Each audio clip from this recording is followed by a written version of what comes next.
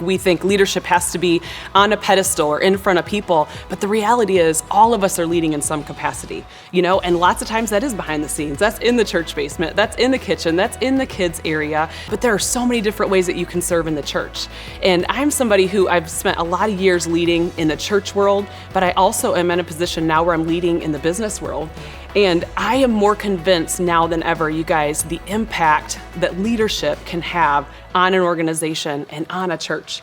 And so whether you've ever thought of yourself as a leader before, maybe you're thinking, I'm not a leader, this isn't for me.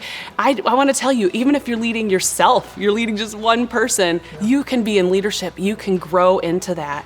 And really, if you are a leader, maybe you're leading in your day job or somewhere else outside the church, we need those leadership skills inside the church. We want you to bring those here and serve in that way so that we can lead together for the kingdom here.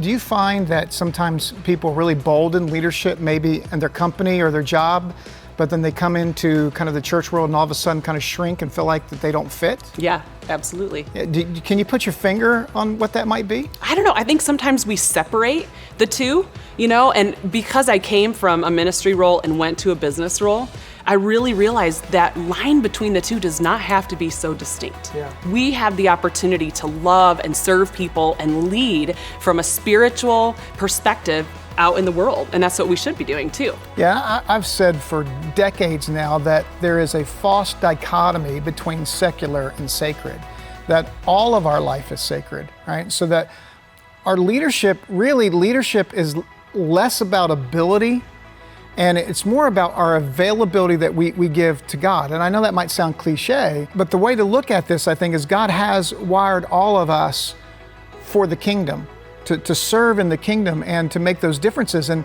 I get caught up sometimes even, well, I can't do that, or this person can do this better than me, why me?